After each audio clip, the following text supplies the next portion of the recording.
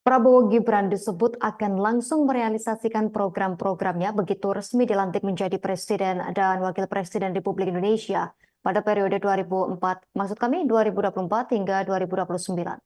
Hal tersebut dikatakan Wakil Ketua Dewan Pakar Tim Kampanye Nasional TKN Prabowo Gibran, Budiman Sujatmiko, pada Jumat 16 Februari 2024. Satu program unggulan yang akan langsung diimplementasikan pasangan calon atau paslon nomor urut 2 ini adalah makan siang gratis dan pemberian susu bagi anak-anak. Sebagai langkah cepat, Budiman bahkan menyebut Prabowo Gibran telah memulai pilot project di Sukabumi. Ia mengatakan satu dapur melayani 16 sekolah dengan total siswa 3.500. Budiman mengatakan dirinya tak menampik terkait perwujudan dari program makan siang dan pemberian susu bagi anak-anak bukan hal mudah. Kendati demikian, Prabowo Gibran serius dengan janji tersebut. Secara umum persiapan akan dilakukan dengan seksama mulai Maret sampai Oktober 2024. Budiman Sujatmiko menjelaskan tentang perincian realisasi program makan siang gratis pasangan Prabowo Gibran. Budiman yakin program ini bakal menggerakkan roda ekonomi hingga di desa. Budiman menyebut persiapan implementasi program tak bisa setengah-setengah. Hal ini karena akan menjangkau banyak masyarakat, maka program pengerjaan tersebut juga akan melibatkan banyak pihak.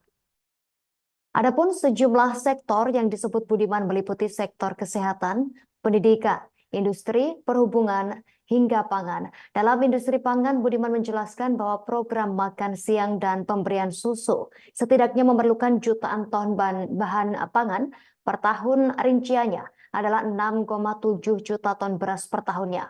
Kemudian 1,2 juta ton daging ayam per tahun, 500.000 ton daging sapi per tahun, 1 juta ton daging ikan per tahun, termasuk berbagai kebutuhan sayuran dan buah-buahan, hingga kebutuhan 4 juta liter susu sapi segar per tahun.